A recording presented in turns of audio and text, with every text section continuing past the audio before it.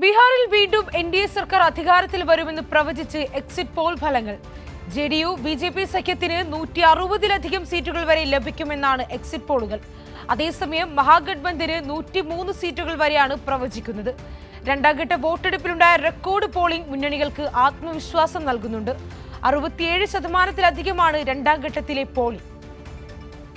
ശക്തമായ ഭരണവിരുദ്ധ വികാരം നിലനിന്നിരുന്നെങ്കിലും 2020-ലേക്കാൾ കൂടുതൽ സീറ്റുകൾ നേടി എൻഡിഎ അധികാരത്തിൽ വരുമെന്നാണ് ഭൂരിഭാഗം എക്സിറ്റ് പോളുകളും പ്രവചിക്കുന്നത്. മാട്രിക്സിന്റെ പ്രവചനമനുസരിച്ച് ബീഹാറിലെ ആകെ 243 സീറ്റുകളിൽ 147 മുതൽ 167 സീറ്റുകൾ ജെഡിയു ബിജെപി സഖ്യം നേടും. ആർജെഡി നയിക്കുന്ന മഹാസഖ്യം 70 മുതൽ 90 സീറ്റുകൾ വരെ നേടുമെന്നും പ്രവചനമുണ്ട്.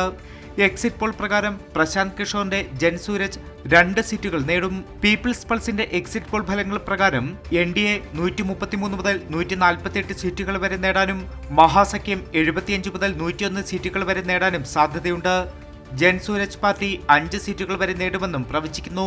പീപ്പിൾസ് ഇൻസൈറ്റ് എക്സിറ്റ് പോളിലെ പ്രവചന പ്രകാരം എൻഡിഎ 133 മുതൽ 148 സീറ്റുകൾ വരെ നേടുമെന്നും മഹാസഖ്യം 87 മുതൽ 102 സീറ്റുകൾ വരെ നേടുമെന്നും മറ്റുള്ളവർ 3 മുതൽ 6 സീറ്റുകൾ വരെ നേടുമെന്നുമാണ് പ്രവചനം. ദൈനിക് ഭാസ്കർ എക്സിറ്റ് പോൾ പ്രകാരം എൻഡിഎ 160 വരെ സീറ്റുകൾ നേടും. മഹാസഖ്യത്തിന് 91 സീറ്റുകൾ വരെയും മറ്റുള്ളവർ 8 വരെ സീറ്റുകൾ നേടുമെന്നുമാണ് പ്രവചനം.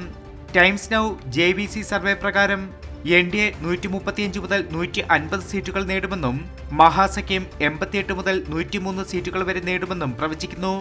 സി വോട്ടർ ഉൾപ്പെടെയുള്ള സർവേകളും എൻഡിഎ മുന്നണിക്ക് തന്നെയാണ് മുൻതൂക്കം പ്രവചിക്കുന്നത്. പ്രശാന്ത് കിഷോറിന് തെരഞ്ഞെടുപ്പിൽ കാര്യമായ ചലനമുണ്ടാക്കാൻ കഴിഞ്ഞില്ലെന്നുമാണ് പ്രവചനങ്ങൾ. അതേസമയം മഹാഗഡ്ബന്ധൻ നേതാക്കൾ എക്സിറ്റ് പോൾ പ്രവചനങ്ങളെ തള്ളിക്കളഞ്ഞ് രംഗത്തു വന്നു. 14-നാണ് ബീഹാറിലെ ഫലപ്രഖ്യാപനം. കൈരളി ന്യൂസ്, ദില്ലി.